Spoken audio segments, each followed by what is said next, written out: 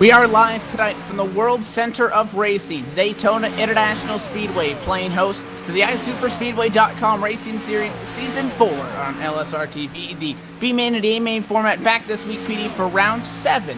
Coming up 20 laps on tap tonight for the B-Main, followed later on by 100 miles and then 40 laps for the A-Main. But it's time to decide the field and the rest of the drivers that are going to have the opportunity to fight for the hardware tonight. I want to welcome you to the LSRTV broadcast booth, myself, Evan Poselko, alongside PD Chase Zeller. And PD, back to the regular format that we typically see here week in and week out. Qualifying going underway right now. And once again, a lot of drivers stacking into this B-Main. A lot of them going to be cut. Looks like almost 32 drivers total in here right now. Yeah, Evan, we have a lot of big names in here. We have last week's winner, Elliott Leach, Brandon Cattell, and Brandon Scherberko both being in here. Jose Ramirez making his return to the league, along with Nicholas Skortson. Just a lot of big names returning that have made a few new rules. They only get one quick repair tonight compared to the two I believe they used to give them. This league has made big moves after last week. Now, that last week was an awful race. They just didn't like the way the cautions went in that one. So Rod Flagg, being the great owner of this league that he is, went forward and made some great moves that I'm excited to see tonight. And I think these rules should apply and make the racing that much better tonight. And plus, we got all these new big names like Lucas Huffman and Jose Ramirez, Nick Gortson. It should be awesome to watch, Evan. By the way, it is Season 3. I have no idea why I said Season 4. I'm even looking at this thing that it says Season 3. But again, the rule changes. We have a couple of them. Again, you mentioned only one quick repair as well. Going to be double penalty points if you cause a wreck within the first lap of the other start of the race or coming off of a restart off a yellow flag. So that's going to cost you double the amount of penalty points assessed to you if you're deemed the cause of that caution, as well as no more lucky dogs. But all the cars that are a lap down will be waved continuously around until one to go, so they're going to have the opportunity with, obviously, if they have a fixed car with that quick fix, have as many opportunities as they can to get back to the lead lap, obviously, until they get either wrecked out of the race. But we have 2 minutes, rather, left in this qualifying session, closed qualifiers, so 2 laps of single car runs all going on simultaneously. Right now, provisional pole sitter is Brandon Cattell, who was 26th fastest in practice, currently sits atop the scoring pylon. But again, a lot of the drivers going to be coming around this time for their hot laps. The first one's typically a throwaway. They'll run up against the outside fence, and then this is where they're going to want to get their speed from. Corey Henry, just to use an example, just went from 30th to 8th from his first and second lap. So everybody getting through their qualifying right now. And again, we start to close in pretty now. I guess this is the fodder race as well before the holiday off break for the iSuperspeedway.com Racing Series. But after this, not a lot of racing going to be left before we get to that chase cutoff, which puts that much more of an exclamation mark of getting that win, locking yourself into the chase. Yeah, and we are seeing a bunch of different drivers do it. We have very few repeat winners. And one thing I want to note is Brian Underwood was suspended for a race for causing 2 wrecks last week. The one you guys probably remember at the end of the race, under caution, he did wreck Richard Holiday, and that one they did count against him, so he's not allowed to race this week. But his qualifying is coming to a close, and most everyone got their qualifying lap in here, and it appears as though it is Brandon Cattell who's going to have the fastest time. We're getting ready for a 20-lap B-Main here, so this should be very, very excited to watch guys go at it. And I've talked to a lot of drivers before the race, and they all said one thing to me. They said, PD, the step is extremely loose. They said it's okay in the turns. They've improved it there. They said in the tri-oval, if you try to make any move, like if you go up high or if you go down low, the car just gets out from under you, and it will go around if you cannot save it in time. It's a very quick process, so expect to see a lot of trouble in the tri-oval tonight, Evan. Definitely, and obviously rolling forward here, just got the numbers on what the cutoff is going to be. Going to be a full field pretty much in the A-Main because 25 drivers, that's one of the highest numbers that we've seen all year, going to advance from this race plus 1 provisional. So only a handful of guys going to be going home. That's higher than we typically see, which means obviously the A-Main going to have that many more drivers. Qualifying has come to a close. The field is gridding up on pit road, and we'll let you know where everybody is going to start for tonight's iSuperspeedway.com B-Main from Daytona. Pole sitter with that 46.496, almost 3/100ths faster than anybody else. Going to be the 80 of Brandon Cattell. He'll sit on pole position. Ray Rittenauer the second, going to start alongside in P2. In position number 3 is the winner at Talladega from the season, Brandon Chubhart Scherberko, and starting in 4th tonight is league owner Rod Flagg. Jose Ramirez, the number 75 machine, making his return to the league. Going to be starting in P5. That's the inside row 3. Alongside, going to be Ron Thompson. Starting in 7th tonight is last week's runner-up, Jeff Ramsdell. On his outside, also returning to the league, Lucas Huffman in the 09. Corey Henry, the Bud Light, number 25 Chevrolet, going to roll from 9th position. Rounding out the top 10 in that 82, going to be Dan Harrington. Kane Cook in the 6th, starting 11th. And in position number 12 tonight, our in-race reporter for tonight, Matt Bontempi in 77. Jared Haggerty at 57 Ford, going to start in the unlucky number 13 starting position. 14th to the 8th, that's Dana Osborne. In 15th tonight is Jimmy Tolliver, 16th to Brogan Lawn. Tommy Hall, 17th at 18th position, the 088, that's Kent Connolly. 19th to William Roberts Jr., 20th to Jack Fletcher. Dennis Wright going to make up the inside of row 11, P21 for the 54 Toyota. Alongside him, Eric Walker in 22nd. Yeah, and starting in 23rd night is Casey Pierce, 24th is Mark Brown. Jimmy Ton going to start from 25th. Last week's winner, the 41 of Elliott Leach alongside, that's 26th. 27 to Doug Sigmund, and 28th to Sean Turner. Larry Camp, 29th, 30th position to Bill True. And starting in the 31st position and final spot tonight will be Nick Gortson in the number 76. So 31 cars going to take the grid tonight. We had 32 enter, but again, the 42 of Brian Underwood receiving that one race suspension will not grid up. So although he may appear as a P32 car, it is a 31 car race. Again, it is 20 laps right now under the Florida sun to determine the 25 plus 1 drivers that are going to be able to advance to the A main here tonight.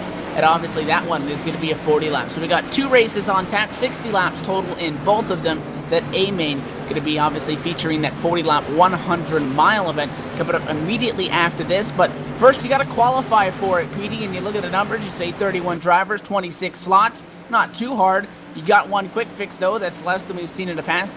You get junked up and it's very easy that you can find yourself back. We've seen in this league in the past last week, huge incidents come up on final laps. And, you know, the standings go all over the place, so nothing is guaranteed until you get that thing across the start-finish line, and we're about to get this one kicked off. Pace car dives down the pit road, field in the hands of the 80, green flag in the air, and we're racing once again for the Daytona International Speedway. Green flag now on the field, and 2 wide through this entire pack as we cycle through the Triumphal Chaburco. Already to the back bumper on Brendan Cattell. Down on that bottom lane, they're trying to pull clear, and it's a 2-car advantage to the inside line. Chaburco already going high. Oh, you got a wreck back there, 22 in the 1. The 22 on the apron, they're still wrecking. They're wrecking, there you go, Ron Thompson's around, huge wreck. This is the big one, folks. And, Jared Haggerty is spinning viciously. Oh, they're still piling in. Oh, Matt Bontempi on his lid. He blew his motor. Yeah. No, that was a tough break for our in-race supporter there who had to qualify in tonight, and they're still wrecking, guys. That was the huge one, folks. Well, I guess the only thing we can say about that is that escalated quickly. And it started with that 22 of Ron Thompson. Looks like he just came down on the one machine who was trying to mind his own business, being Jeff Ramsdell. Came down on him. They had almost saved it. The one car tried to hang on, and then we were fine, Pete. You know, I mean, obviously they were torn up. And Lucas Huffman trying to get through on the outside. The 22 still trying to gain his bearings. Went up to the 09 car into the fence, and it got real ugly from there. The 82, the 19, the 13, the 4, the 088, the 9 cars, the 01, the 41, the 9, the 99. Again, the 77 was up on his lid. He lost the engine, and they weren't even up to speed yet, so it was such an awkward wreck because everybody was just trying to get through the gears. Very strange the way that all went down, but nonetheless, the big one strikes on lap number 1. And we're slowing them down under the caution flag conditions. A lot of those guys that lost those engines going to be required to take about that 3-4 minute tow back to pit road. That's going to put them down a lap early in the race, only having one quick fix, not a comfortable position to be in. No, I actually have caught up with our inner supporter. He was involved in that wreck. We saw him flip down the backstretch after just more and more guys piled in. And Matt Bontempi, first thing I got to ask you is are you okay? Yeah, Petey, I'm okay. Me and field care workers did a great job taking care of me, getting me in and out quick. I'm just worried about this race car and getting a tow and getting back out there, man.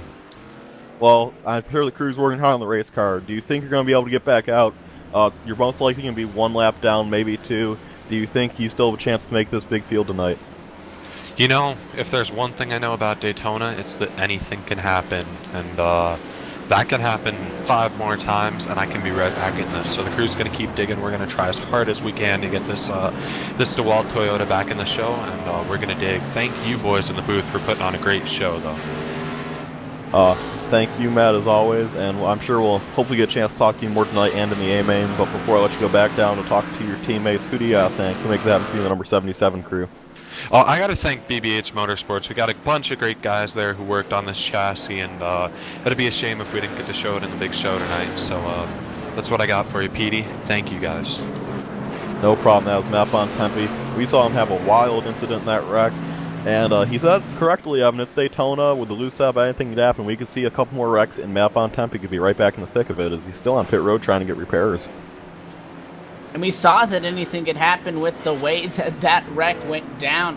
A lot of cars caught up in that one on the opening lap of this race. Does give us an opportunity early on here in the broadcast, however, under a caution flag, to talk about the I-5 bonus. And for those who may be unfamiliar with the iSuperspeedway.com racing series, the I-5 bonus is a $5 purse that is up for grabs for the top 5 finishers from the previous week if they were to take home the checkered flag in that current race. The previous largest I-5 bonus payout won $20 to Brandon Shaburko. Tonight, $40 online. That means 8 races that one of the I-5 bonus drivers has not won, which again would entail you get a top 5 the week before.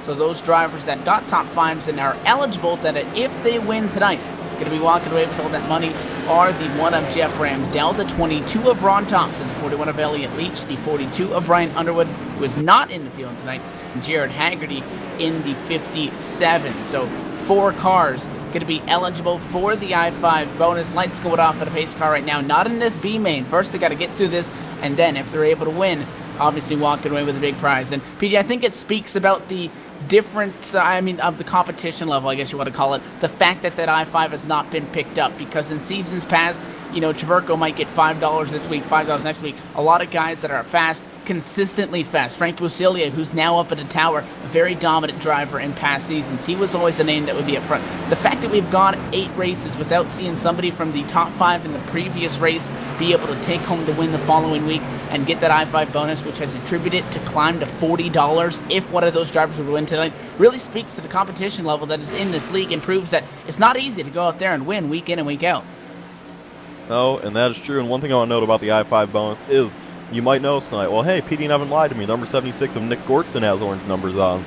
Well, Gortson being a previous member in this league, I'm assuming that maybe last time he raced with them, he was eligible with the I-5 bonus, so he put the numbers orange and orange, but he is not eligible tonight. That was actually a penalty if you run your numbers and you're not eligible, so he might be receiving a points penalty afterwards, though. He's pretty late in the season, so that probably doesn't matter to him. He's a latecomer, but just to note, the 76 is not eligible for the I-5 bonus tonight.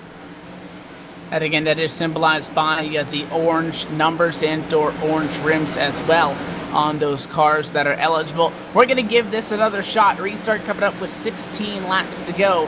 And re-green, we'll call it here, because the front row going to remain the same. Brandon Cattell, Brandon Chaburko, a lot shuffled up around 10th position. Let's see how it goes. Pace car dead it away. Green flag already in the air across the start-finish line. Advantage to the 80 Cattell. Chaburko, though, leaning on him quite a lot on that outside lane. Those guys getting real close. They don't have an immediate help, and they make contact into the corner. Already rubbing doors for P1.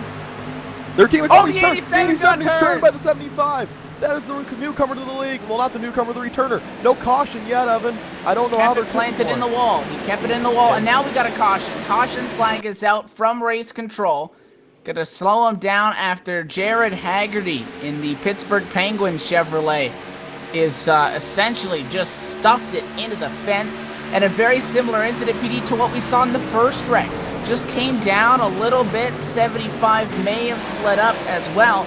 But Josue Ramirez, just with nowhere to go, as Ray Rittenauer comes down on him and goes back up the racetrack. 87 gets planted in the fence. There was another car that got up. Kane Cook, PD, also got hooked into the wall. He was able to keep it going. But then again, race control is throwing the caution for the multiple cars that did get significant damage. But again, just like that, under yellow, very strange way to get this race kicked off, uncharacteristic. Yeah, and another wreck that happened under that yellow wasn't much of a wreck as a save, but Jeff Ramsdell's checking up for the wreck, and he got pile drive by the 73 of Mark Brown. So he got some pretty substantial rear damage. That's an I-5 contender. So Ramsdell got some pretty unwanted damage out of this.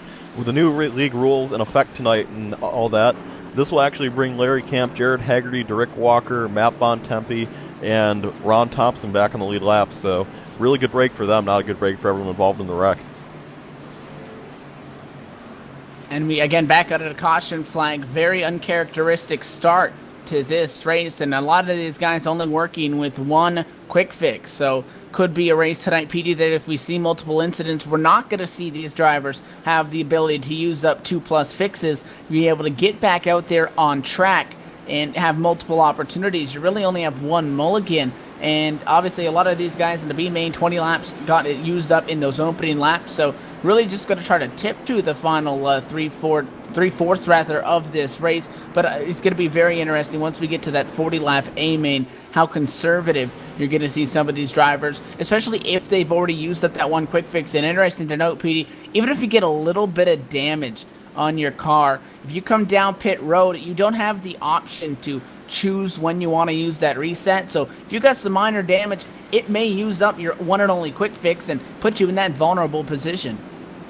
That's the reason I believe Jeff Ramsdell's not coming down pit road. I mean, he does not want to use his quick fix on some weird bumper damage. Remember, that damage is probably more manageable than if you damaged your rear, although his deck lid is loose, so that could come flying off in any second. That would be a safety hazard, so I'll be interested to see if race control makes him come down pit road, because they don't want that deck lid laying on the track, but hopefully that won't be an issue for him. Ramsdell, like I said, second place last week, comes in this race an I-5 contender for the first time. This is just going to be his third or fourth league race, can't remember which, but he's very, very excited to be out here tonight running with these guys, and he always adds the excitement. Speaking of adding the excitement, Chaburko and Cattell, teammates, have been racing each other insanely so far in this event. Funny how they became teammates in the beginning of this season. They were already teammates to begin with, but Cattell and Chaburko were the two pros in the series, and they would always race with each other. Cattell actually lost his pro license, unfortunately, so now he actually is a really big contributor to Chaburko. He goes in the sessions and spot for him, and we saw Chaburko have a really good run of pros this week. He finished 6th, I believe, Evan. So Cattell certainly, even though he's not a pro anymore, he's doing his best to help his good buddy Chaburko get in. That is the Tuesday night series that we covered, the NASCAR iRacing.com Pro Series. That was at the Charlotte Motor Speedway. That could return as well as iSuper Speedway, as well as Upstate Racing. A lot of our leagues, again, funnel broadcasts throughout these next few days for the 2014 campaign, stepping away for the Christmas, New Year's break, and then coming back with a lot more racing. I know we got Cora Sunday Money coming up on Sunday, followed by the RSR Icebreaker Winter Series Monday night, and then that is it. For about a week or so before we obviously have the holiday break, and then back with a lot more action. Lights still on the pace car this time through, so at least 2 more times around before we do get the green flag to drop. I want to walk you through last week's results, which was the Stars fell on Alabama 250, one of our endurance races that saw Elliott Leach lead a total of 20 laps and take home the checkered flag, and that was a double points night as well. Jeff Ramsdell coming home in second, Haggerty with the third place, Brian Underwood 4th, Ron Thompson in 5th position, William Roberts came home 6th, 7th was Kent Connolly, Robbie Roy in 8th, Rodney Walford in 9th, and Mark Jorgensen, leading the most laps at 21, came home in 10th, and that obviously gave the ticket to the championship to Elliott Leach for winning that race. He joins Cattell, Chaburko, McKeechin, and Hanner as the 5 drivers at the moment, PD, that are locked into that championship that's going to be coming up from races 12 through 16. So tonight, round 7, that leaves these guys with only a handful more opportunities to get qualified if they want to race for that hardware at the end of the year. Yeah, and speaking of hardware, I wish we could pull it up for you, but Elliott Leach posted a picture of his trophy that he won. He got it in the mail, and it's a very cool trophy. It looks like a big globe with stars in it to represent the Stars Hall in Talladega, and he's probably displaying it next to his mom's. He's Alabama, I'm sorry, and he's probably displaying it next to his mom's candle collection right now. So I'm sure they're very proud of their son right now for winning the Stars Fell on Alabama 250. There we go. I'm not a big scented candle person, but it looks like we're getting doubled up. Cattell goes to the bottom. Chaburko steps up to the high side. Those guys are going to be on the front row once again. If you're noticing, again, Cattell started this race first. Chaburko started third. So where did the guy that sat outside pole go? That is Ray Rittenauer, the one that ended up in the fence, that 87 car. Back to the lead lap. Again, everybody can get a wave around up until the one to go, as long as their car is still in raceable condition. So everybody trying to get back. It looks like Ron Thompson may be out of this race, 6 laps down and not currently on the racetrack, and he has officially retired. So down to 30 cars in this race. But again, a lot of the people that got stuck up in that earlier incident way back in the pack. It's noticeable by Dennis Wright, who sits 5th. He started 21st. He was able to get through it. In 6th right now is Nick Gordson, started 32nd. Behind him, starting in 27th, was Doug Sigmund. He is 7th right now. So it paid big dividends if you were able to get through those incidents. Yeah, and right now we see the 75 of Jose Ramirez and the 76 of Nick Gordson. They are running 4th and 6th too. They're coming back to the league, so it's very, very exciting to them to be back here racing with the Ice River Speedway League. They loved it back in the day, and they made the return. This restart's going to take us to the halfway point. I expect to see Jose and Nick be a contender. Nick actually is going to be a contender for pro this season. Just thought I'd note that. I've seen him run a lot in Class A open races and running well, so that's Nick Gordson season in review so far as we get ready for another restart. And again, we are doubled up all the way through 30 cars. Going to be on the lead lap for this one. Cattell, Chaburko, Flag, Ramirez, and Wright. Going to be the top 5 as we bring the field through quarters 3 and 4 and down the short chute. Coming up for our 3rd attempt, we'll call it, getting this one green. Going to be 11 laps to go. Pace car dives down, tucks away. Green flag in the air. Chaburko has a nose up on Cattell's. Got to lift a little bit. Let the 80 car have that advantage at the start-finish line. They'll remain side by side, tucked up through the pack, and they've been 2 for 2 for those guys on that second row wrecking. It's drawn flag and Jose Ramirez side by side. Looks like they're going to go through the quarter clean this time through, and it's going to be a side-by-side battle advantage to that inside lane. Yep, and Rod Flag's sporting some left rear damage right now as he is right up there behind the 80 of Brandon Cattell. Chaburko on the outside, though, help from Jose Ramirez. Past, from what I've heard from the guys on pit road, he is a very excellent driver in this league. His only issue is he pushes Chaburko to the lead and no one's pushing him. So Jose Ramirez alone on the outside. Maybe Rod Flag will give him some help. Who knows? But new leader, Brandon Chaburko. That's no surprise right here. Followed closely behind by Brandon Cattell, and Jose Ramirez hanging tough on the outside for as long as he can. Can't imagine he can do it too long. He has no help for a very, very long time until the 5 machine gets there. Casey Pierce, that's a machine similar to Brandon Chaburko's. So he wants to get up there and probably contend with the other good wrench car as Jose Ramirez finally finds help, Evan.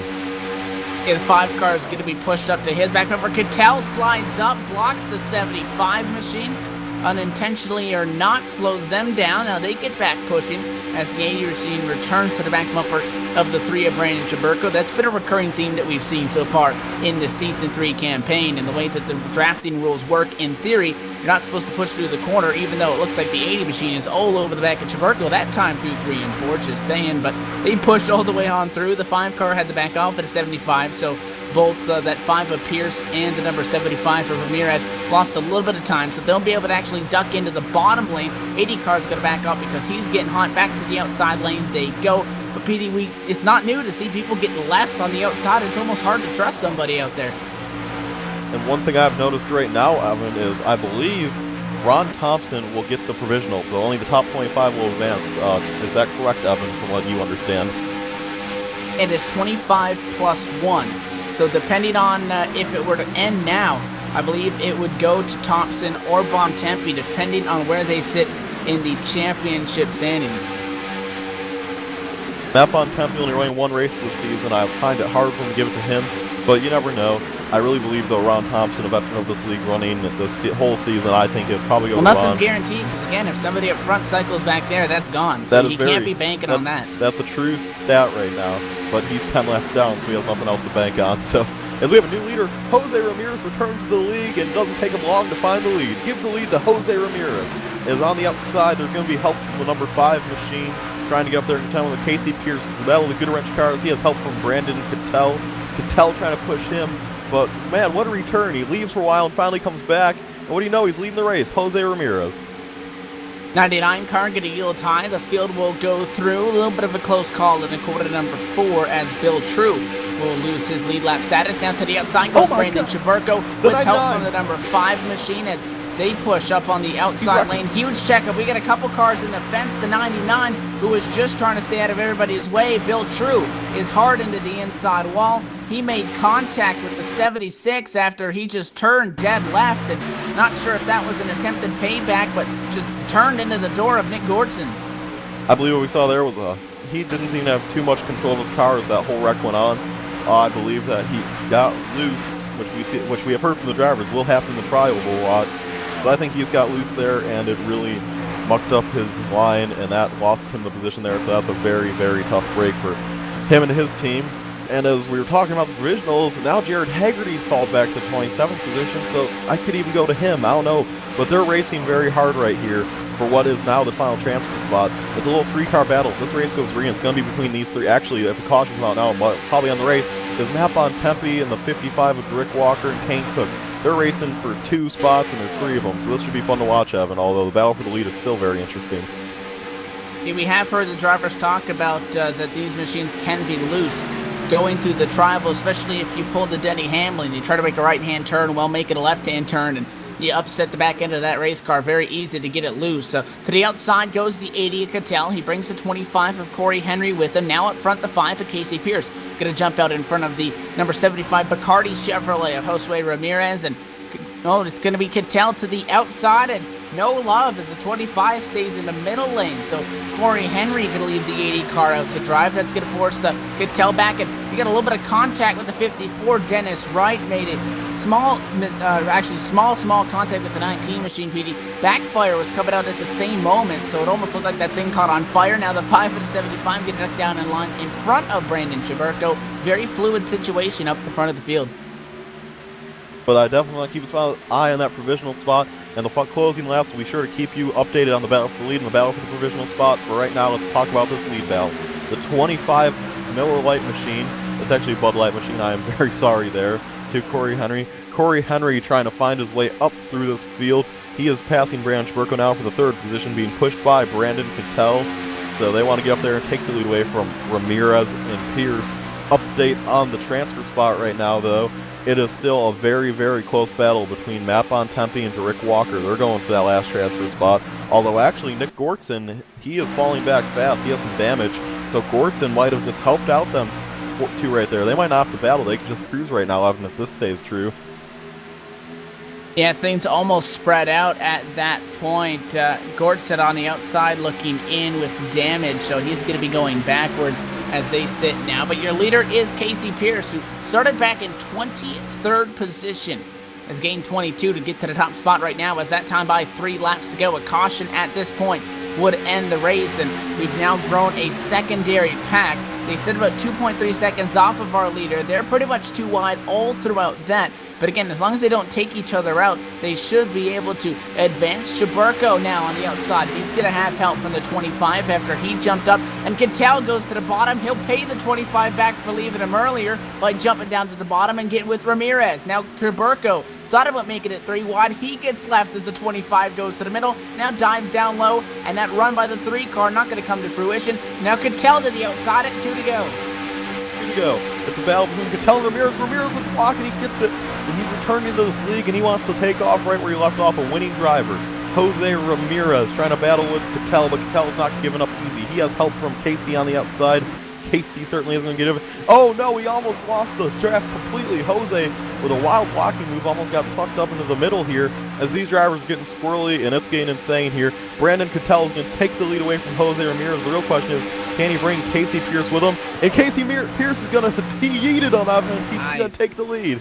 That was a great move. The 80 machine was almost waiting to bring the 5 with him, and Casey Pierce did not wait. As soon as he was clear, ducked down, got into the inside, and Jose Ramirez gonna get knocked out of the line hard into the inside wall. Does he slide back up and bring out the yellow? The leaders have taken the white flag, so no caution. We will stay under green flag conditions, PD, after Jose Ramirez, wrecking at a quarter number 4, slid back up on track, and that would have triggered a yellow. However, it happened after our leaders took the white flag, so we're gonna race it out. The 5 car trying to block to the bottom. Chaburko cannot find a way through. Here comes Brandon Cattell. If the 5 goes up the block, he's going to open up the door for Chaburko. So Cattell going to get to the outside, the 80 car. is working with the number 1 of Jeff Ramsdale. Now neck and neck for the top spot. That 1 car needs to get back to the bumper of that 80 to give him a push. He can't do it. And now the 5 gets hooked. Huge contact. The 5, Casey Pierce up and over. Brandon Cattell around. And Brandon Shaburko is going to win the B main. It's about the 57 and 09. They're racing hard. Here goes Haggerty to the bottom. Can he get him? It's going to be a drag. Oh, he turned him! He turned him. Haggerty advances. Wow.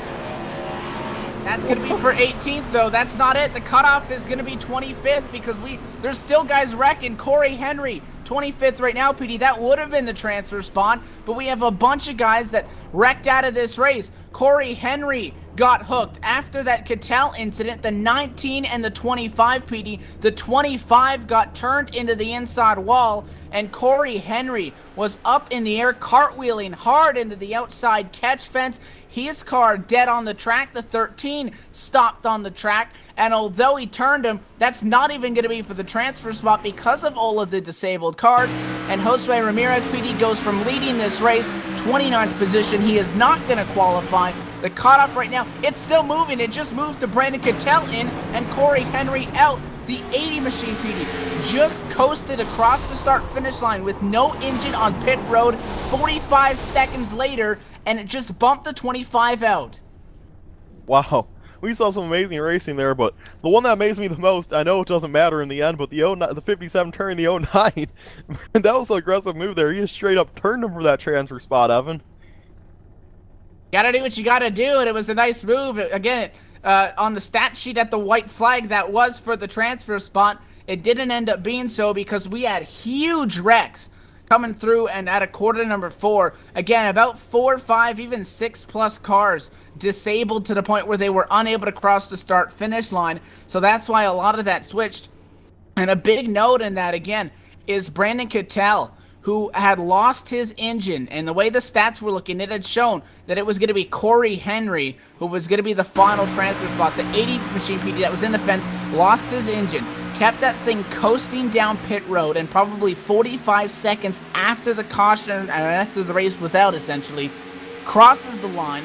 The scoring list is adjusted, and he gets P25. That bumps the 25 of Corey Henry out of the transfer spots. And so, I mean, these qualifying positions were still up in the air up to about a minute after the checkered flag was taken. That was insane, and I've actually caught up with our in-race reporter. He's down here on pit road, Matt on Tempe here. Matt, coming to the white flag, you found yourself battling for that last transfer spot, and you crossed the line at 15th. Take us through that insanity that we know was the last lap. Well, coming out of turn 4, I saw a car stopped on the track, so I went low, avoided him. It was pretty solid then. I think I was in 23rd and only a 24th near behind me. Then I'm driving on the backstretch. I'm side by side with someone. I decide to back out of it because there's no reason to risk wrecking. We're in a transfer spot. And then out of nowhere in front of me, I see this big plume of smoke, and I see all these cars, and I just tried to find a way through it, and somehow I did. I think I pushed someone else across the line, so whoever it was, you're welcome, man. Glad to put you in the show, but I don't even know how that happened, man.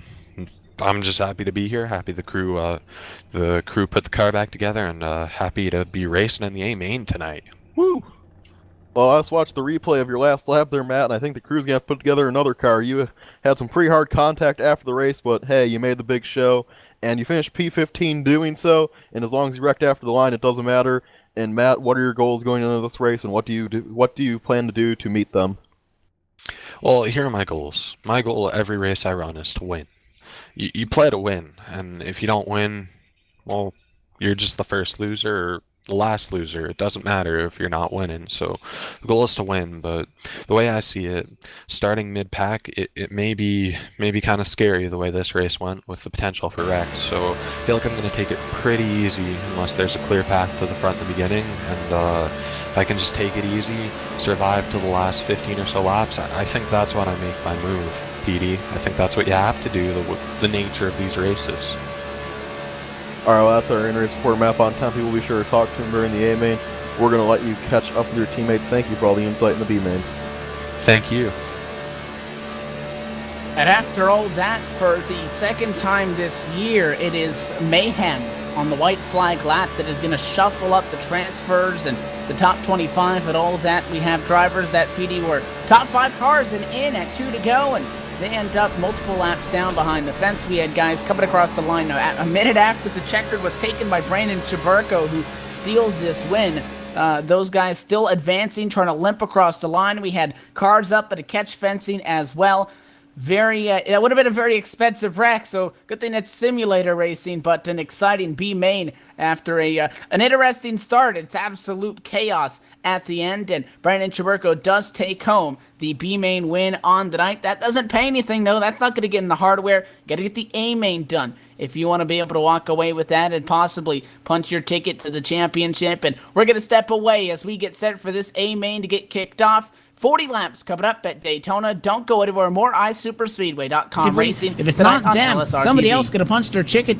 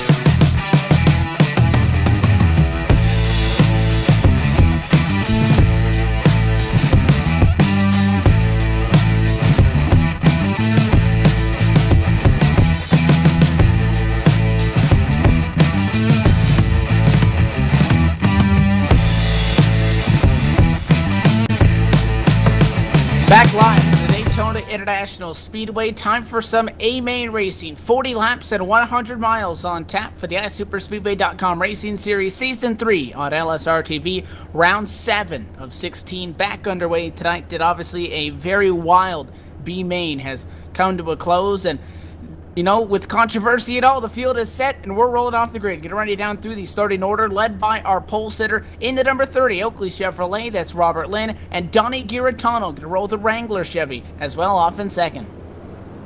Starting in third tonight is the two-time winner of the season, Shane McKeachin. And starting in fourth is Josh Hanner. Fifth position right now, Tony Fenn. Rodney Wofford going to be in sixth. Seventh, Mark Jorgensen Jr. Eighth, Ramon Evans. Greg Hooks going to roll for ninth position, and 10th is Jason Altmans. 11th, the B-Main winner, Brandon Chaburko. 12th is Jeff Ramsdell. Rod Flagg in 13th, and 14th to Dennis Wright. 15th, Jack Fletcher. 16th, to Dana Osborne. William Roberts Jr. in 17th. 18th is Elliott Leach. 19th, Doug Sigmund. Ray Rittenau at the second and 20th. 21st, to Kane Cook. 22nd, to Tommy Hall. 23rd to Mark Brown, 24th to Larry Camp, and 25th to our in-race supporter, Matt Bontempi. Jimmy Todd in 26th position, 27th to Rick Walker, 28th is Jared Haggerty, Kent Connolly 29th, and 30th is Lucas Huffman. 31st, Casey Pierce, 32nd, Nick Gortson, 33rd, Jimmy Tolliver, 34th, Brandon Cattell, 35th, Don Harrington, and that will round out your field here tonight, folks.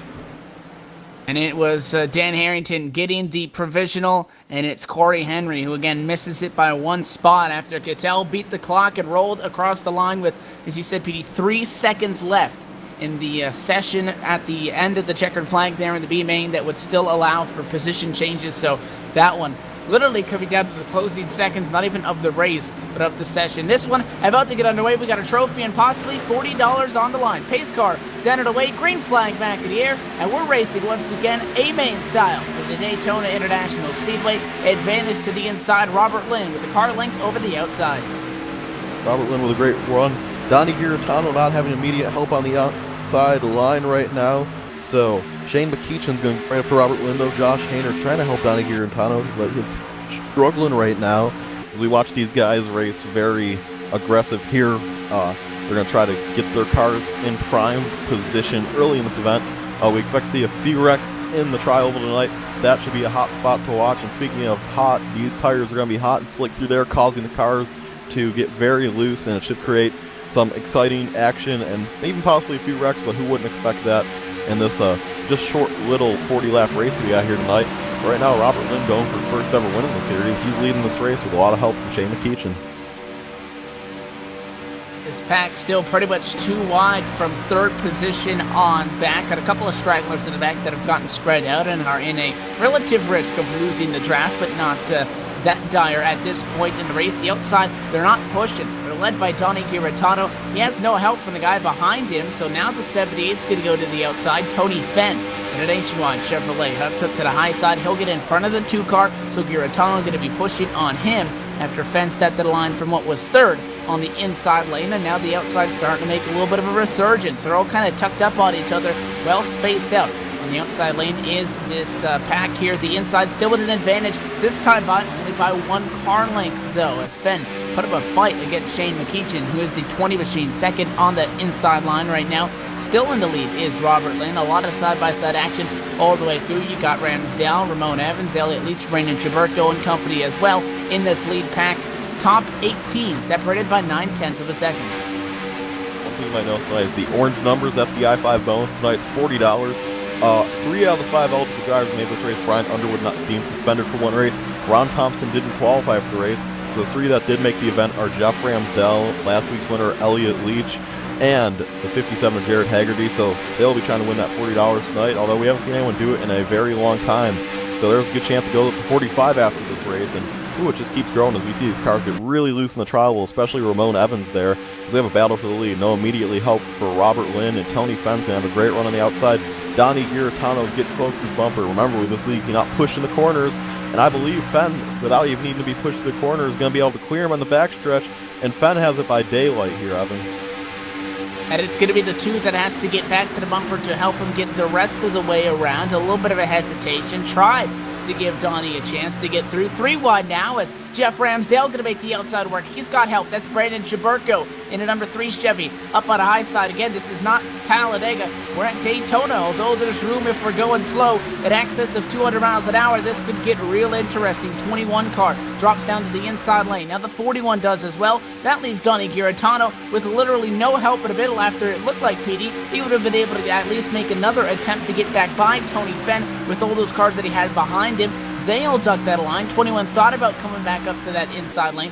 41 car going to go to the middle with him. So it's going to be Josh Hanner and Elliott Leach the outside, pushing as much as they can. But I think the fact that you can't push in the corners is really holding those guys up that are trying to make the 3 wide work. Now the 41's going to leave the 21, and now it's Josh Hanner with no help. He'll have to slide back to Giratano. Moves like that won the Stars Fallen Alabama 250 last week, and he's trying to go for a second straight win. The $40, Elliott Leach to the outside. Last week's winner making aggressive moves already in this race. Contact in the back. Oh, the 20. Shane McKeechin saves it. He's going to have to rejoin the surface, though. And Elliott Leach is going to get packed by the 21 of Josh Hanner, and he has no help on the outside at all right now. So all them moves he made go for nothing, Evan. Smart move by the 20 because he could have easily forced it back up into traffic, but he willingly hit the brakes there, tried to slow it down so that he wouldn't come back up on track. He ended up sliding up and did get hit by the 30, and caution flag going to be thrown for that after Shane McKeechin tried to play conservatively, and it actually bit him, Petey, because he was only a little bit off pace Caution. when he got down onto the apron. And I think that if he just stayed in the accelerator, he could have been able to just kind of blend back up, and he tried to slow it down there as much as he could. Replay's up now, and you see he slid up on track in front of the 33 car. Nowhere to go for Larry Camp to be able to get around it. And the caution flag is going to fly for that. Heavy engine damage on the 30 car. A couple of the guys got damage as well from the checkup behind that. The 77 machine ended up in a fence. So we do slow him down for our first caution in the A-main event just past lap 5. Yeah, so that will definitely benefit some of the drivers in the back that got damaged from that wreck. Always nice to see this league. They always like to throw cautions for incidents that iRacing might not recognize. I think it's a very good thing that they do. Now, if it's late in the race, they won't do it because obviously they don't want to alter the events of the race. But for incidents like this, I think it's good. And what they did is going to probably be very appreciated by the drivers in the back. And it was a tough wreck, though, to have this early in the race. With these loose cars, you certainly do not want to have that. And one driver involved in this wreck was our in-race reporter, Matt Bontempi, so didn't want to see him get damaged. But sadly, he got some as we saw him trying to make his way through this field here. But right now, drivers are just going to try to settle out on this next restart, and they really, really probably want to make it to lap 40 without this being a whole caution fest. The B-main was only 20 lap 7, this is 40, so this isn't too long of a race. This is very, very short compared to a bunch of the other races they have. And again, this is our first time seeing a full-length A-main race. That's going to be with the new one quick fix procedures. It is going to be about, I think, 2 quick fixes for upcoming endurance-style races, which are, again, still to come this season.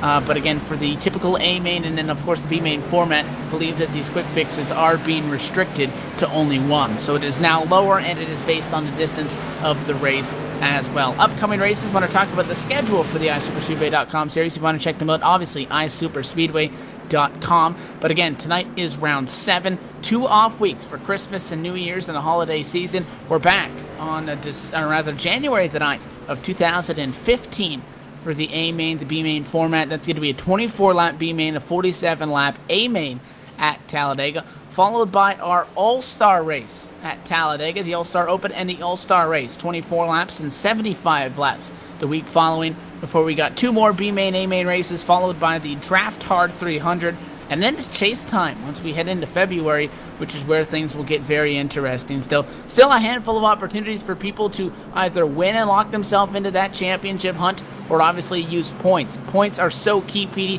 for the drivers that can't get the wins, and mathematically speaking, we do have 5 drivers that have won and locked themselves into the championship, so there's going to be at least a handful, maybe 2-3 spots, depending on how this shakes out. There's guaranteed. There's not enough races for to have individual winners. There's going to be points positions to get into that championship. Races like we saw 1 week ago. Races like we'll see right before the chase. Those endurance races that pay double points. Very crucial. Very crucial indeed. Guys like Jeffrey, I'm still finished second in that. Definitely needed to finish second in that event. I'm actually surprised right now that we aren't seeing drivers pit this early. If they were to pit, I do believe they would be able to make it on fuel to the end. So, if some guys in the back pitted under this caution, now, if they get enough cautions, they can save enough fuel. But if some guys in the back pitted and we see this thing go green to the end, I believe that whoever pitted under this caution will make it to the end, and the guys who didn't won't. But that's saying that we don't get another caution out there. This setup is pretty wild, and the drivers are just as wild, so it should be pretty interesting. Yeah, the lights still on the pace car. Do anticipate them to go off this time by, which would set us up for a lap number 10 restart coming up on this one. Going to be 31 laps to go in this race, and it is going to be the 78 of Tony Fenn, the 30 of Robert Lynn on the front row, as Fenn has started to become a staple up here, PD, on the front of these fields. That Nationwide Chevrolet has had a solid performance these last few weeks, and he'll lead us at this point. We do have all 34 drivers on the lead lap. Shane McKeechin going to be given an EOL penalty, into the longest line penalty, for the cause of the caution. So he's going to have to start way back in 34th position, and nobody's shooting for 25th plus one. Again, it is the A main, so it's time to go for the hardware and get that trophy shipped out to you and maybe have it in time for the holiday season for winning tonight's race. So that, and again, $40 possibly up for grabs if we were to have one of our I-5 drivers to win it. Highest I-5 driver right now. Actually, we got two of them stacked up on each other. Elliott Leach in 6th, the outside of row 3, and behind him in 8th position outside on row 4, Jeff Ramsdell. Those are signified by the yellow numbers on their cars. $40 plus a trophy. Wouldn't be a bad night out at the racetrack as field rolls through quarters number 3 and 4. Going to get set to get back at it. Still a lot of cars in this race. Nobody's off the lead lap, and still a fair amount of laps to get this one sorted out. Do we go 3 wide again like we saw in the first end? Gonna find out. Pace car down and away. Green flag out immediately, and back underway from Daytona we go. Everybody still stacked up on each other. 2 wide and all over the bumpers. Through 1 and 2 now this time. 41 looks high. Gonna tuck back in line behind Donnie Giarratano. Battle for the lead between Robert Lynn and Tony Fenn. Battle between these two. Right now, with the exception of Josh Hanner, these 3 are, I wouldn't say new faces because Tony Fenn we've seen to the front, but those 3 are definitely battling for the first win of the season right now. So definitely exciting watching them get their chances. We see Robert Lynn being pushed by Donnie Giarratano. He's going to go to the point. He should be able to be clear here, as he is, and he is going to come to, he just didn't do it in time. I don't understand his thinking. Maybe he wants to take Donnie with him, but he had a very distinct pull there, so maybe he's one of the few that are loyal to their partner. We rarely see that here, but it does happen, believe it or not, folks. Brandon Chaburko back there already trying to make it 3 wide, and that was a big loose moment in the travel. First lap after the restart full speed, so we expect to see these cars get loose, because Robert Lynn is still battling for that lead with Tony Fenn. And again, you can't afford to cause that incident on a first lap coming off of the initial start of the race of a yellow, because the penalty that will be handed to you for causing that incident going to be twice as harsh as if it were just to be a regular yellow. 30 car going to get another shot at it as Robert Lynn has the push from Giarratano this time. He knows that he's clear and doesn't hesitate like he did last time. By the time he tried to go down the last time through in corner 3, that 78 had gotten back to the inside. So this time he's able to take advantage of it. That slides Giarratano back to 4th place on the racetrack. He's about 3 cars back on the high side compared to the bottom lane. He now has Elliott Leach working with him. Behind him still Jeff Ramsdell working with the 3 of Brandon Chaburko. Wouldn't be surprised if they might make it 3 wide. Chaburko known to do so, so keep an eye on them as the 3 car continuing sticking that nose out, trying to keep air getting to that engine and keeping his temps down, so he's able to make some sort of a run here coming up in the distant future. To the outside, the 21 car is going to think about it. He's going to do it. Josh Hanner out to the outside, and now Chaburko finds himself up high with no help. 41 slides up a little bit. 3 car in the outside wall is Brandon Chaburko. Very minor contact, but it's going to kill that momentum, and all the way to the back he will go. That's the risk you take when you want to make 3 wide moves like that. It's a tough break for him, but it may have been too early to try and do that with no help, but it's Brandon Chaburko. He knows what he's doing. He'll make his way back up here. Don't you even question that. But as we see a battle for this lead, Robert Lynn, Tony Fenn. This time Lynn's on the outside and Fain's on the outside, so Fain is going to try to take back this point from Robert. Robert, in what you and me both agree is a very, very cool Oakley car. The sunglasses, it looks like you have eyes looking right at you. It's pretty cool. Both lines are equal right about now. Rodney Wofford finding his way to the front right now, pushing that 30 of Robert Lynn. He's up to the 3rd position. He wants to be able to get his chance, his first win on the season. Been there all year, has it closed the race out yet. maybe today could be the day. But right now, the battle is going to be for position number 1 between Fenn and Lynn.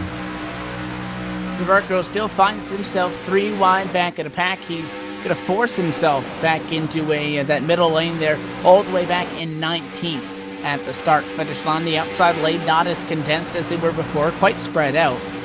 As we got trouble behind these guys. Caution flag. Going to fly a couple of them out in the outside wall. Heavy damage for Casey Pierce, as well as looks like the 57 car of Jared Haggerty. Caution is going to fly on the speedway as the 57 slows down, and in the corner it looks like the 73 and the 01 car just pushing into turn. Petey got to the left rear of the 01 machine was Mark Brown, turned the 01 machine around. You're seeing the replay going to go up now, and it hooked him, and a huge impact for the 57 got turned, and huge lick to the outside wall, hit the outside wall just as he got hit by the 73, nearly went up and over. Chaburko and the 3 cars able to make a very big evasive maneuver and somehow avoid getting really torn up in that, but Haggerty obviously disappointed over the radio. That car junked.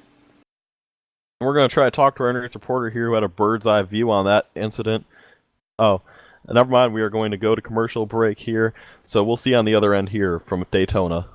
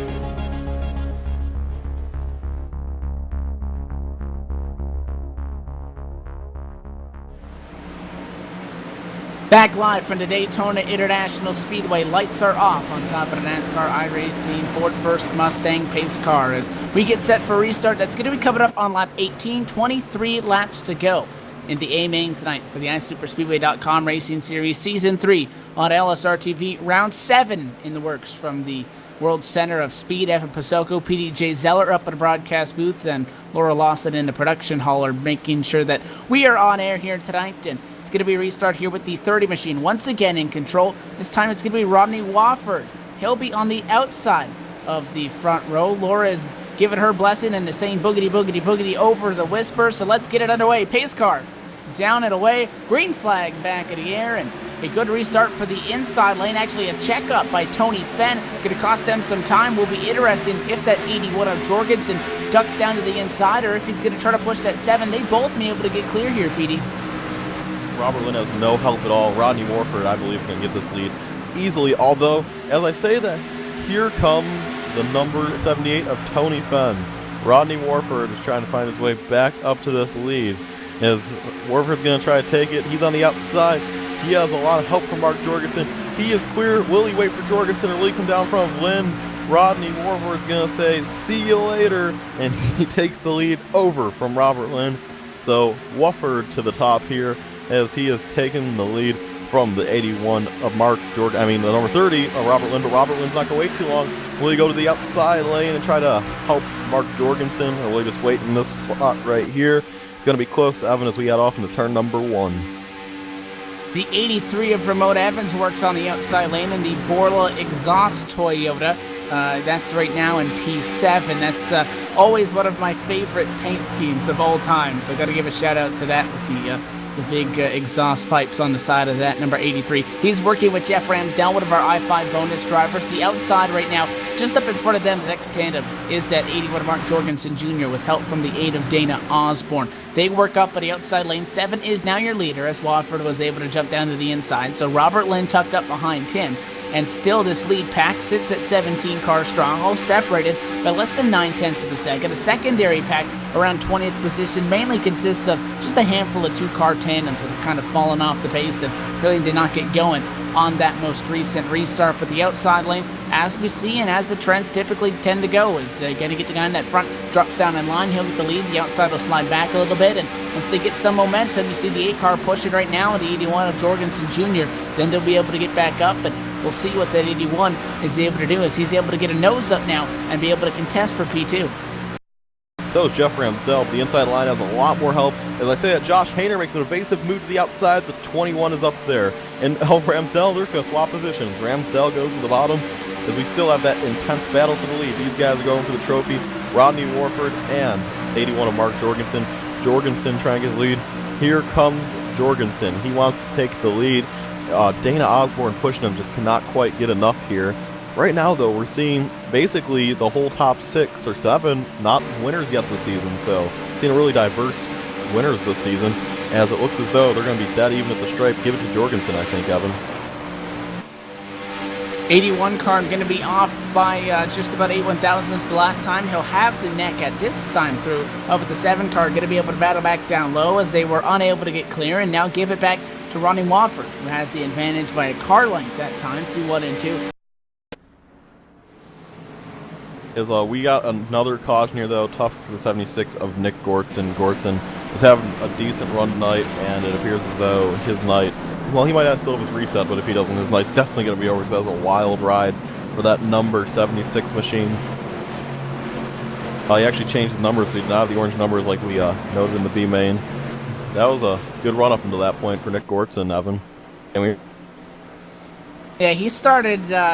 again, the first thing could have been a wheel malfunction, and then he saved it, got back out on track, and almost looked like he was having some sort of a net code issue because the front tires kind of started to duck into the asphalt and the back tires did, so a lot of lag that caused him to kind of get back up into the cars that were avoiding him, but again, still unsure what caused that 76 to essentially turn dead left when he went into the corner, but the tires of that machine were kind of facing into the sim, and you know, nothing's perfect. The mechanical failure equivalency on the sim is some sort of a connection problem. So it could have easily been something in that regard. Gortzen saying, taking responsibility for the incident, and saying that his car was broke to some description. So he does take responsibility for it. We are back at a caution flag conditions. Our leaders...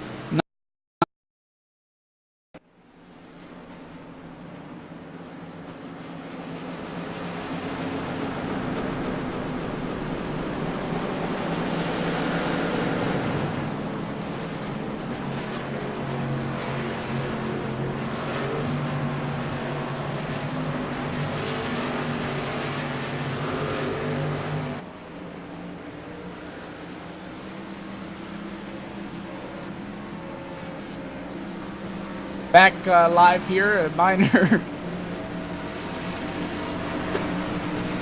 PD was trying to mess with our in-race reporter as he had a minor audio malfunction, and that could have been very interesting. Should be back on air, though. Apologize about the minor interruption there.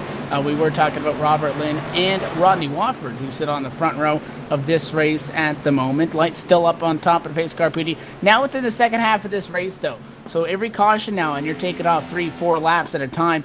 Really taking big chunks out of the remaining portions of this event. So if your guys like have been cut up in the first incident, if you're like a Cattell, or how about the guys that started up front? So Shane McKeach and Greg Hooks, they started 9th and 3rd. They're back in 15th and 16th positions right now. Not a lot of time to get back in position. They need to find their way through this field quick, because this is a short little sprint race. You got to get back through this field quickly.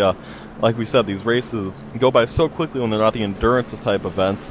And it's still anyone's race at this point, don't get me wrong, but it's better if you're up front right now, because you don't have to make another pit stop. Yeah, actually, you just don't have to make a pit stop in general. Oh, sorry, I was just reading an interesting comment by Mark Jorgensen. He has added incentive to win tonight, as he's going to try to get the victory, try to get his first one on the season, actually. So, Mark, we can't say that on air, can we? Victory. But he has trouble in front of him, Robert Lynn and Rodney Warford in front of him. But I'm sure he really wants to win tonight. Evan. We can't say that on air, so we're not gonna. I'm pretty sure we can't, and I don't think we can. It's not late enough. So Mark Jorgensen Jr. has incentive to take home the checkered flag in this one. Robert Lynn's in second. Again, we said that about 5 times under this caution flag. The lights. I can't.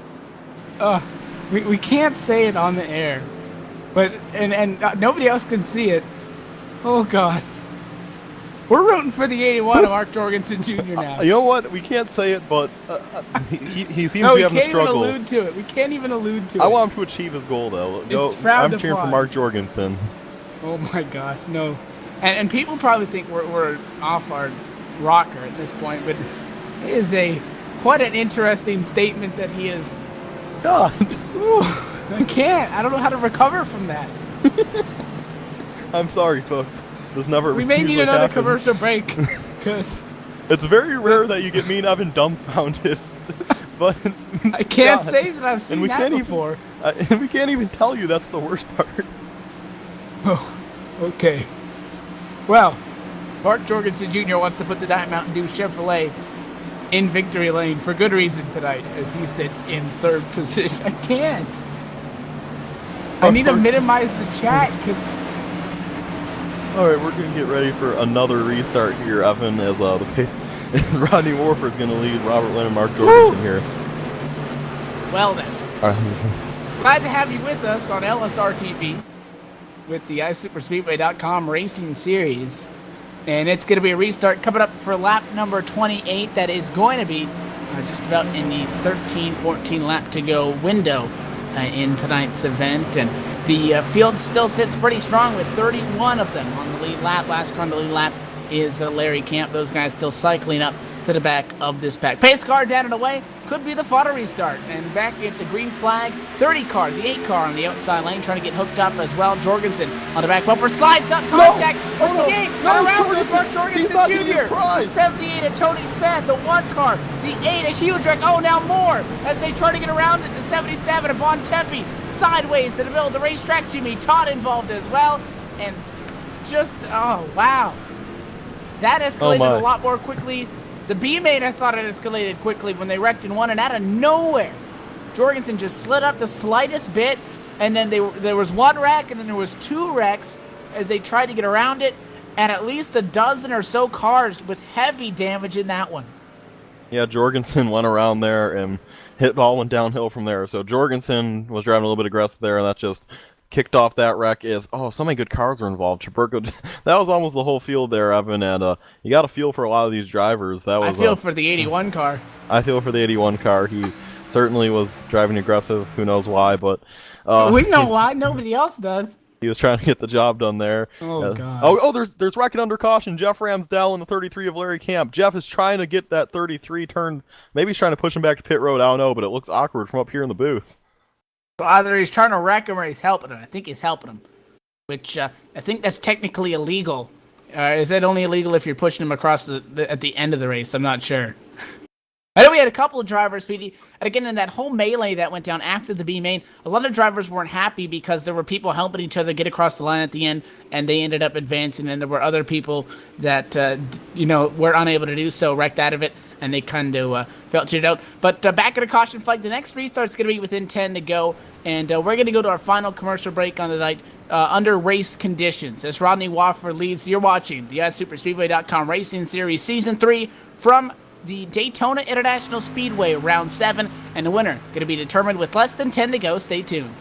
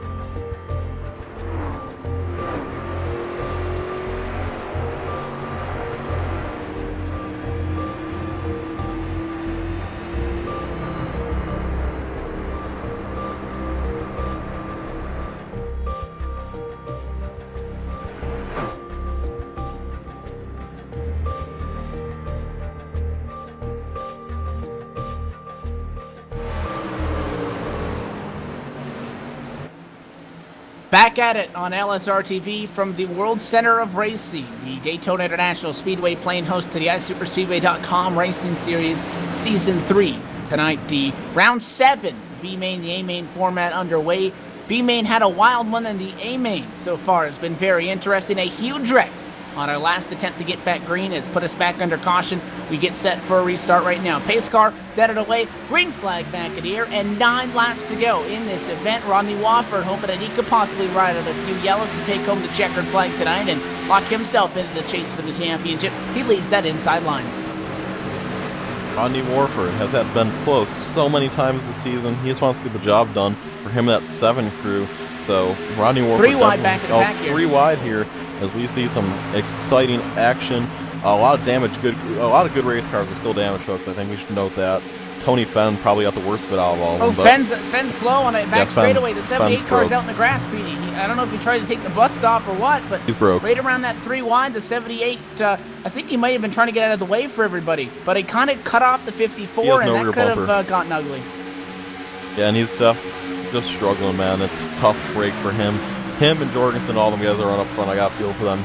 It was going to be a good race for them. They were having really good career nights. Now they've got a win possibly even, but it was just a tough break here. But we have a 6-car pole away here. We're closing in on to the point in the race where if we get a caution, the race will end under caution. So right now, as things sit now, there could be another caution. It looks as though it's going to be a duel between Warford, Osborne, the 30 machine, Hayner, Giratano, and Leach, although the second pack is starting to catch up a small bit. And by second pack, I mean 2 cars of Rod Flag and Ray Rittenauer. So we're going to have ourselves a nice little 8-car battle here before it's all said and done, as they're still racing for the lead with Lynn and Warford. And the 30 car going to get the push on the outside lane. Give it to Robert Lynn at the stripe. He will duck down in line. And our pole sitter back to the top spot. He leads that time at 7 laps to go. Now the 21 finds himself up high with nobody to work with. Next car closest to him is somebody that's going for back-to-back wins and $40 cash as well. Elliott Leach on the outside lane, trying to get sucked up to the back bumper of the number 21. 21 makes contact there with the 2 of Johnny Giratano. Slides back so that the inside lane has about 3-4 cars to the good in comparison to those cars up on the outside lane. Only 2 guys right now supporting that outer charge, which is why they can't really make much ground. PD down to the inside goes Rod Flag around 8. So the 21 and the 41 get left out. 7's going to go back at him to the outside. Goes Rodney Watford. He'll have help from the 8 of Dana Osborne. Still Robert Lynn at the start-finish line. At out contact, we're going at it to the inside and going to give Robert Lynn some help as Donnie Giratano. 7 might get clear into the corner. Holding the nose barely is Robert Lynn. I think he may be able to get it at a 2. Yeah, and we're seeing some exciting action here. Remember, if any of these cars win, with the exception of Leach and Hayner, we're going to see a first-time winner tonight, but they're still up there, so don't count them out. Warford trying to take the lead. He has a slight advantage. Is he clear? Is he going to make himself clear? Oh, he's not clear! He's not clear. He cut off. Oh, no. Oh, lap car, 3 wide. Lap car, 4 wide at Daytona. Wide. Oh, my goodness, this is not good. This is tight racing. The 8 car's going to get turned. Leg. There goes Giratano. Hard wreck. I think we're going to see a one-lap shootout. Oh, Dana Osborne up in the air. Caution flag back out. Huge wreck. And more wrecking now. Oh, just got nailed by Dana Osborne, and up and over is Greg Hooks. The Napa Auto Parts Chevy was clear, and the 8 started to get rolling again and just pulled out in front of the 98. Greg Hooks is around, up and over. Caution flag again is out. This could be the race, Evan. Another huge incident out of nowhere. Going to put us under that yellow flag condition. This rate at about 5 laps to go could very well end this race. May give us a 1 or 2 lap shootout. We're going to have to kind of play it by ear here, Petey. But it all started back going into quarter number 3. The 7 of Rodney Wofford was not clear. Came down on the 30, upset the 30 car. And Robert Lynn went up the track, hit the 8. They were fine. All right, fair game. They got the lap traffic there of Tony Fenn 4 wide, and there's only so much you can do in that situation. Obviously, they started to start bouncing off each other, and just got uglier from there. And then obviously a lot of guys caught up in that. I said Greg Hooks got caught up in the incident well after, as it was the 8 who actually got back rolling, just pulled out in front of him. So a lot of guys getting caught up in the mess that they had nothing to do with. If this is the race, and remember, I'm saying is lightly, the unofficial standings would be, now we still get a 1-lap shootout, so don't say anything official, but for the restart or possibly the race, it would be Warford, Rittenauer, Lynn, Leach, and Flag. That is your top 5 for either a 1-lap shootout or a results there. We're going to know if this race will get restarted next time they cross the line, Evan, so we're going to be watching out for that. But if this does stand true, this is a very, very big win for Rodney Warford, who's come so close so many times this season, just hasn't quite closed it out. And it appears as though if they can just make it to the line with no one-lap shootout, it will be his first win of the season. So that's probably really big to that camp. They've needed a win because they just cannot close out these races. Even if it is a one-lap shootout, I feel like he would be in the catbird seat via the fact that, the way the drafting rules are set up here, I don't think it would really give anybody else much of an opportunity to get around him, and they'd be really scrapping for it at that point, and that's where things can get interesting. But, I mean, the 8 car was up on the roof with some of these other guys, and we do slow him down for a caution flag here. The 7 is in the lead. Rodney Wofford obviously wants to punch his ticket to the championship as he leads right now. Our first closest I-5 bonus driver is Elliott Leach, PD, not too back in 4th. The 30 of Robert Lynn is 3rd, but he's got no hood. If it's not them, somebody else going to punch their ticket. This could be very bad for the 7, knowing that that car behind him pretty torn up. And that 27, like you said, does not need that to happen to him this week. Although this has just been this race honestly has been a lot more spectacular than we anticipated. With the way the B main went, we thought we'd see a bunch of wrecks, and we're gonna find out right now if this race will get a 2 or we'll get a 1-lap shootout. Evan, are you hearing anything? Because right now I am not hearing much. We'll have to see if we can obviously see what the race car drivers are doing. At this point, if it were to be a 2-lap shootout, then the lights would be off. So 2 to go right here. So it is going to be a 1-lap shootout. If it was going to be a green-white checker, lights would have to be off now. Lights going to go off the next time by on lap 39. Lap 40 is all these guys are going to have to determine this. And you know what that means, Petey? We saw it earlier. Do whatever you want on the white flag. We could all wreck. So and nothing's guaranteed. I'm going to call, I would normally call the winner. Since it's a 1-lap shootout, I'm going to go beyond and above. I'm going to call the finish. This is what's going to happen here, all right, Evan? So 7 and 87 are going to get a dead even restart. 87 is going to be on his outside. The 30 car, remember, he has no hood. His car's severely damaged. He's going to be a moving chicane. So the inside line, that being Flag, Cook, and Raymond Evans, they're going to be done. They're going to get so far pushed back. Elliott Leach is going to pull into line behind Warford. And remember, this is going to be still Rittenauer on the outside. And I believe that Elliott will push Rodney to the win, and he'll get 2nd, and Rittenauer will get 3rd. Unless Cattell can make a nice move here. But I believe that is what's going to happen because the 30 car is so damaged here, Evan. So I'm picking Warford to win this one. I think it's going to be, again, it all depends on what Leach does, I think, because I mentioned it, that the 30 car not having that engine, or rather he has the engine, he doesn't have the hood, though. So he's got significant front-end damage, going to absolutely destroy him aerodynamically. I don't think he's going to be able to push the 7. The 7's going to be forced to a mirror drive. You're going to have to put the blocks on him. And actually, it looks like he's going to bring it down pit road, so I believe Race Control may have talked to him, PD, so he's actually going to come down pit road. That's going to move Elliott Leach to 3rd spot. Ray Rittenauer will remain in 2nd, but out of the 41, with a shot at $40, is going to be on the inside behind our race leader, Rodney Wofford, so that changes everything. Okay, he's in the chase. He has nothing to lose. $40 on the table. He's going to go for it. So I think that Leach is definitely going to go for it here. He's been racing a lot of Charlotte A Open and A Fix this week, so he's definitely using that as practice for not really for this place. I was going to say Gen 6 this week. I may have misworded that one incorrectly. Please do not. My idea is to practice for this league, but Leach, it'd be cool seeing one back to back. Obviously, owning that car, it'd be very cool for me, and I know you're friends with him, Evan. So I still have to take Warford though. I don't see Leach getting by him. So Brad Doherty up at a broadcast booth with him, with us rather, as AJ Allmendinger sits in 3rd. That's our situation that we're going to be using, PD, as opposed to the Daryl, because you already had your emotional moment last week. So Mikey! this time I'm expecting you to be jumping up and down and stuff and fist pumping and all that. If the 41 can get it done, it's going to be a 1-lap shootout, 2.5 miles of. It could be clean, it could be 3-4 wide, they could all be up in the fence, nobody knows, because there's no yellow flags. The yellow flags are already in the pocket. We got a green and we got a checker. Green-white at the same time, actually, coming up on this one. The 7 and the 87 going to be on the front row. In theory, 21 cars that sit on the lead lap have some sort of a shot at taking this one home at quarter number 4 for the final time. There is a small chance that we do get a yellow before we do cross the line if something happens at the back. Very rare, but it is still a possibility. Pace car down and away, green flag back in the air, and the 7 car of Rodney Wofford on the accelerator. Very good restart for the 7 of Warford. He has Elliott Leach right there. There's Beaton, there's Banging, everyone's going at it. It's a dead heat right now. It's anyone's. Is it going to be Rittenauer? Rittenauer has a slight advantage. He's getting a good push from Flag.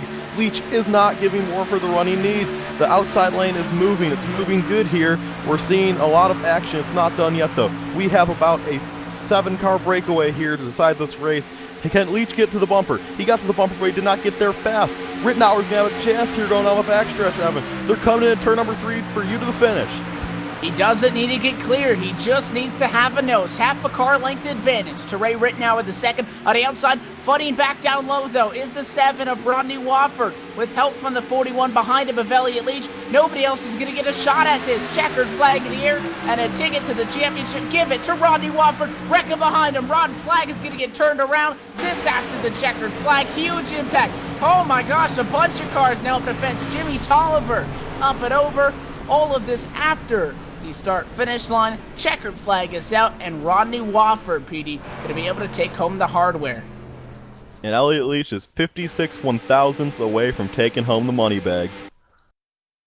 He'll come home in second, that close to $40, that close to going back-to-back trips to victory lane. But it is Rodney Wofford, PD. He will become our 6th different winner in this Season 3 campaign. And welcome to the championship, Rodney Wofford, as he wins tonight from the Daytona International Speedway after what was an exciting B-main, as well as a wild one-lap shootout down to the checkers in the A-main. Wofford's going to burn it down. He thanks the other drivers for their support, and since it's been a long year, so proud to be able to get this 7 machine in victory lane. And as he does his burnouts, we're going to step away for the final time tonight, and we'll talk to Wofford, Leach, Rittenauer, and possibly more. Post-race show coming up. You're watching on Super Speedway on LSRTV.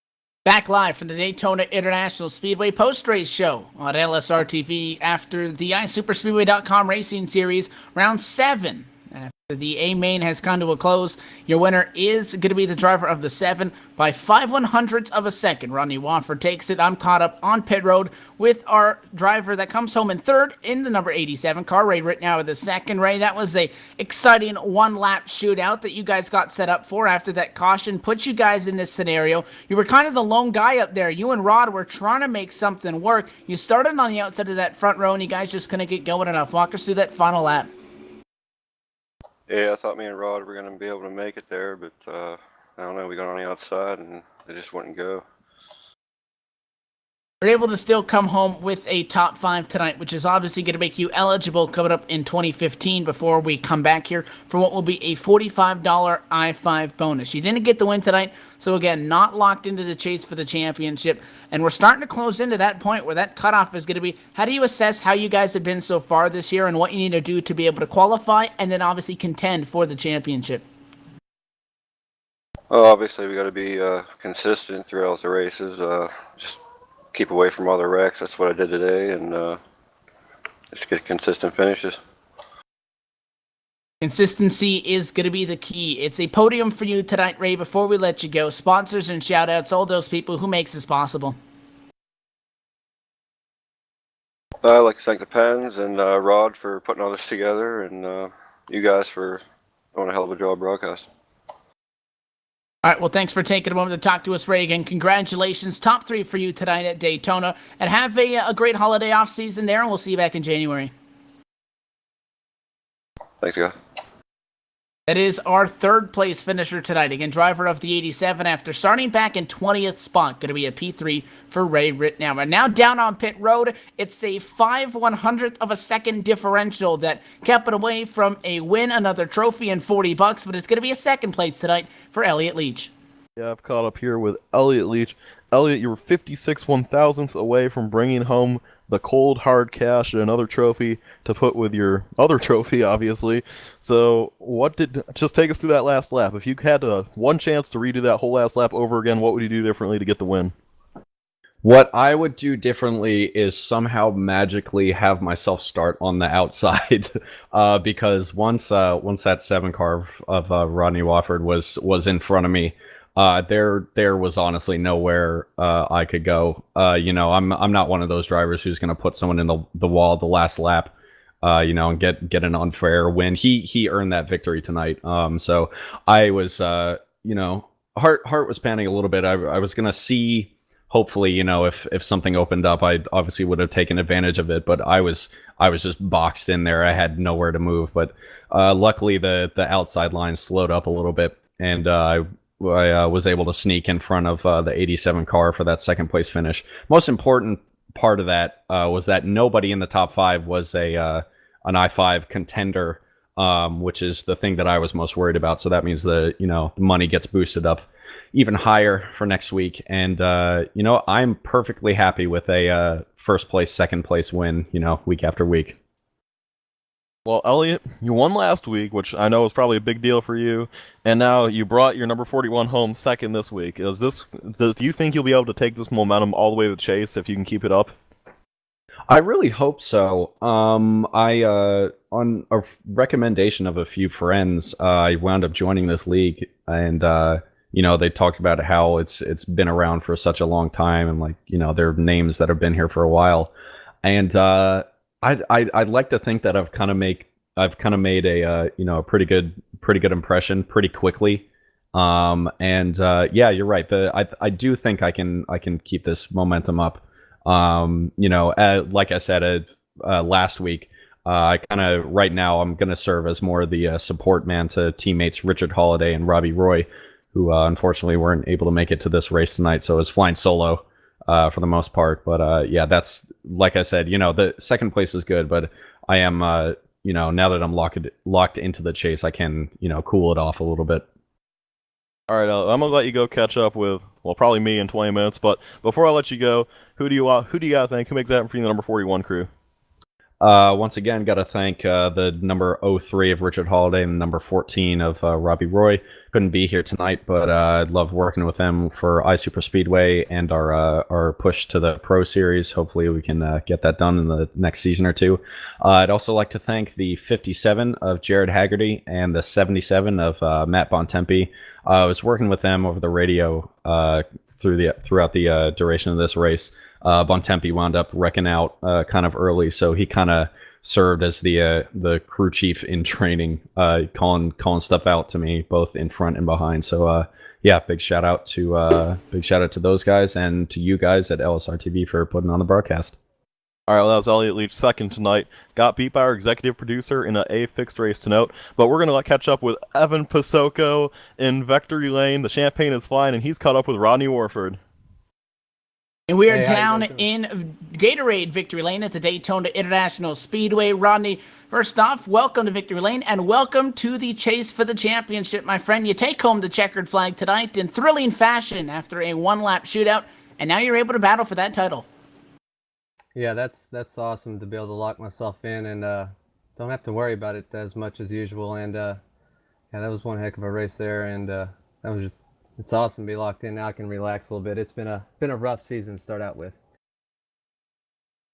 How much does this mean for you guys? And this being our final race for 2014, they say momentum's a great thing. The guys like Elliot Leach, Ray Rittenauer, they're going to be sitting here for these next 2 weeks and going to be 3 weeks total before we get back at it in January, thinking of what ifs. You're going to be able to go into this holiday off season knowing that you took home the checkered flag. You're going to be waiting on that trophy to show up. You know that you're in the championship. How big is this win for you? Not only obviously being able to fight and getting yourself locked into that, but just even confidence-wise, being able to go into these next final races of the regular season, we'll call it, and just be able to go out there and race for wins. It's huge, very, very huge for my family. I just found out my uncle passed yesterday, I believe. So I mean, it's this goes to him, this goes to my family, my brother, my nieces, all of them, and it's gonna be huge. I really have no words for it, and with all the help that I have behind me, it's very big to have a 3 week of I'm on Victory Lane. We definitely express our deepest condolences, Rodney, to you and your family, but you're able to get the job done, and now you get to look forward to, obviously, maybe a $45 bonus in January, the chance to fight for a championship. Before we let you go, get caught up with the team and enjoy your holiday break here. Who makes this kind of a run possible? Everybody here at iSuper Speedway, all you guys, Dana, Tony, I mean, the list is so huge. I could go on and on. My family, Donnie, for sure. I'm speechless on how many there is. There's Tony, there's Dan, there's Brandon. I mean, everybody here. Rod, I mean, he's been doing it for 2 years. I got to thank him a lot. And thanks, Rod. Rod definitely runs a great league here, Rodney. Again, congratulations for putting the Race Fan Racing Incorporated number 7 Chevy in Victory Lane. Enjoy your holidays, and we'll see you in January. Thanks, guys. You too. That is tonight's winner and our newest driver that's going to be added to the championship battle, PD, the 7 of Rodney Wofford. Started on the outside of the third row in 6th, and he's a winner tonight in the iSuperspeedway.com Series Season 3.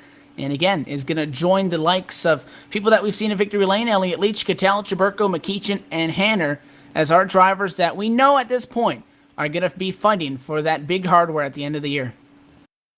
I don't know about you, Evan, but I already ordered my Elliot Leach Leach Nation T-shirt. I don't know about you, but I'm just getting ahead of it. They're cheaper earlier. Preparation, I got you. Preparation. I want to be ready for the chase to be representing Leach Nation, but very excited for the chase. This is just a great group of drivers, and I think we're going to see a few more get into this. Well, clearly we're going to see a few more get into this, so cannot wait. It should be fun, and we saw a good race tonight, and I think moving forward with a 3-week break, I think we're going to come back to another great event, and I think we're going to add another name to the list next week, Evan.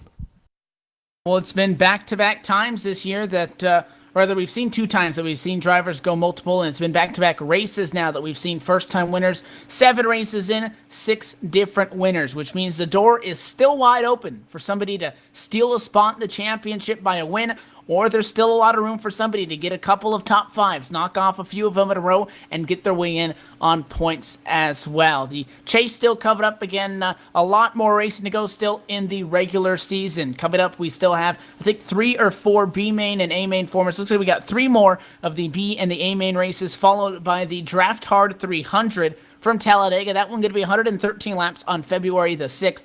That's where the chase cutoff will be. And in the next 5 races, which will feature 4 of our B main and A main formats, followed by a 100 lapper right here at Daytona to close it all off. That going to be coming up in March. Pete, before we head off for the night, final thoughts on what was a typically, and we have to come to expect it now, another thrilling night. Yep, and just a thrilling night. We got to see a lot of drivers go for the win. Unfortunately, we saw some guys such as, I believe it was Juan, I think it was. He did not make the show. He was going to have a great event. Feel bad for him. A lot of drivers late in the race, such as Tony Fenn and Mark Jorgensen, were driving aggressive. They had a chance to win. They just could not get their cars up there. But it's good for the drivers that did finish well, and I think in the end of the day, it was a great event. And it sure was another exciting one as well. That does it on behalf of our broadcast things. Want to thank everybody at the iSuperspeedway.com Racing Series, League Administrator, obviously Rod Flagg, for making this possible. If you want any more information, check them out, iSuperspeedway.com. On behalf of the broadcast crew tonight, Executive Producer Laura Lawson, my cohort in the broadcast booth, PDJ Zeller, myself, Evan Paselko. Thank you for tuning in. Rodney Wofford is your winner tonight. Everybody have a very Merry Christmas, a Happy New Year, a great holiday break, and we'll see you coming up in January.